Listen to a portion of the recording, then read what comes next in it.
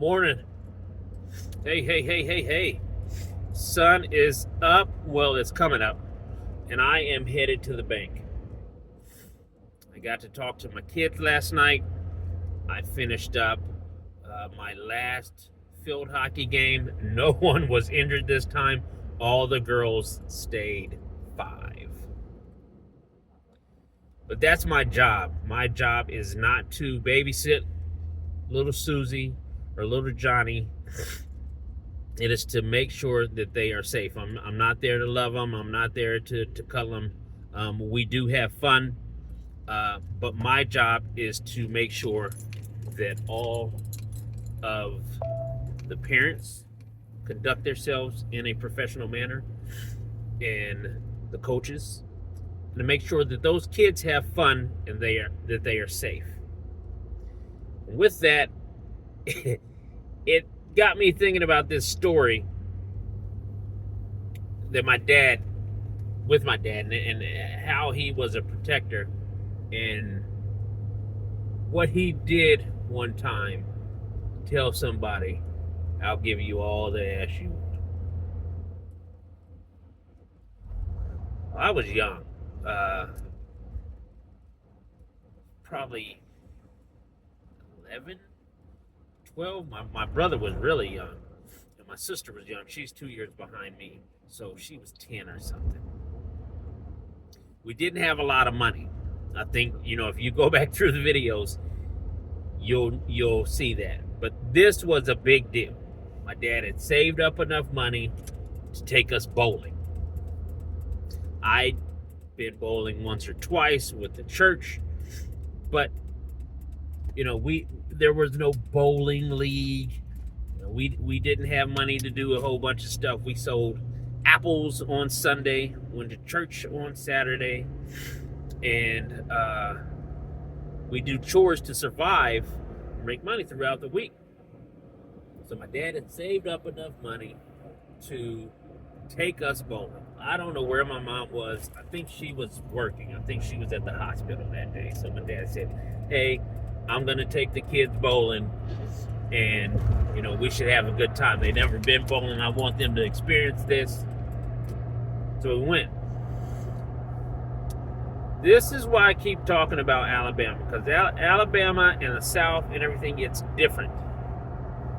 It's a very different place. Now, again, I can only tell you from the perspective of the 80s to the beginning of the 90s with Alabama. But some of that old stuff still lives. And this is a prime example why. So we get to the bowling alley. We rent our little shoes. We had a little money for, the pizza or the nachos or whatever you want. We're excited. We're kids. We've never experienced this before. We get a lane, and there are these 4 guys. I'll never forget this. On the lane next to us. Everybody starts to bowl. Everybody's having a good time. My dad is enjoying himself because he sees that we're happy. We're getting to try something new, and that is bringing joy to his heart.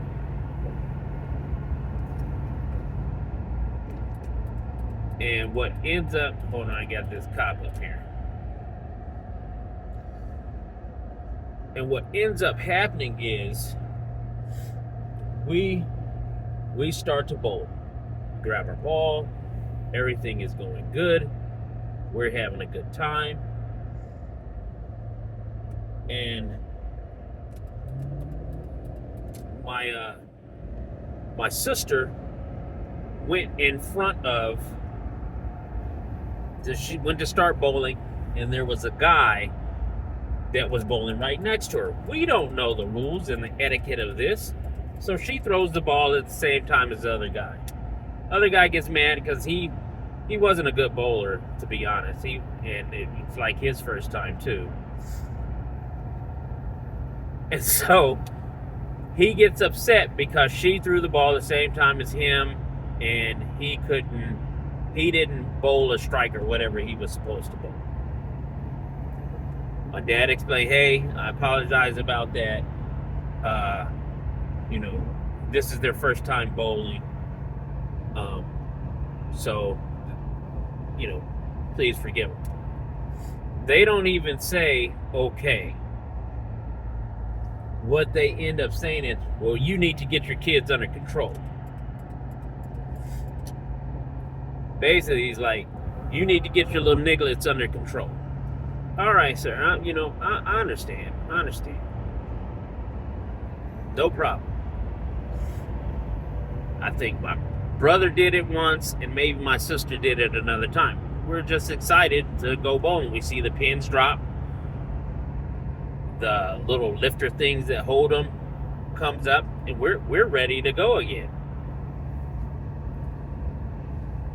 This time, guy says something else. Hey, I told you about this. You need to get your kids. Again, these are kids. You know, if it was a different situation, you'd want me to have some leniency. If you see them over there, you know, just wait. You can just wait a minute. Just wait, let them bowl their ball, and then you bowl your ball. You know, not a big deal. This is where tempers and cool heads need to prevail, but at the same time, you've already turned two cheeks for somebody disrespecting your kids and you. So the guy says, if you don't get them, I'm going to kick your ass. You need to get them kids and keep them in line. Oh, why did you say that, sir? That was the wrong thing to say, sir. My dad said, what'd you say? He said, I said, if you don't get those kids in line, I'm going to kick your ass. And the man had his dad with him, who was an elderly man. And he said, yeah, all four of us will take you outside and teach you a lesson. This was the first time. Now, my dad is a very, very Christian man. He did not curse, at least up until today. And he said, that's fine. Let me finish this game.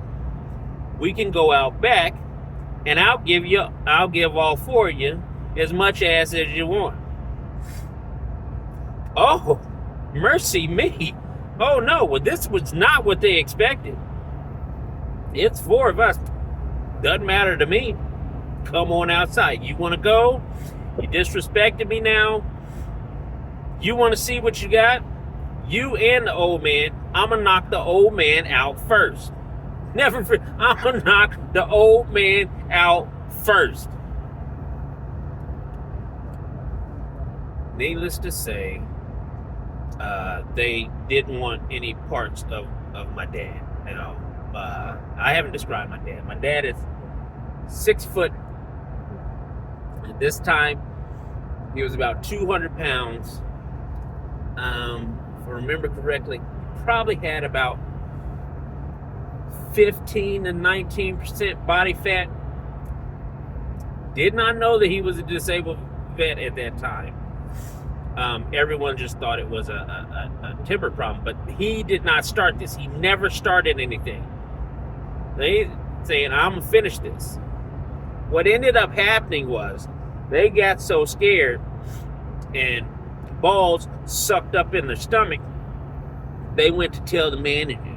And go tell the manager, this guy is over here harassing me. He said he's gonna kick all four of our asses. We didn't do anything, so we get kicked out. Now, the whole bowling alley has heard this whole thing. They knew what happened. But Alabama is like that. I don't even have to go back again. I will be going back, but I don't even have to go back again. And I know that Alabama is still in pockets semi like that. Don't pick a fight that you don't think you can win because somebody has some kids with them, or you're just a bully. I hate bullies. But my dad, he will always, even at 77, he will protect us. And you just have to be careful out here, especially nowadays. You have to be careful. Anyway, I'm headed to the bank. I hope you guys have a good day. Big Unks out.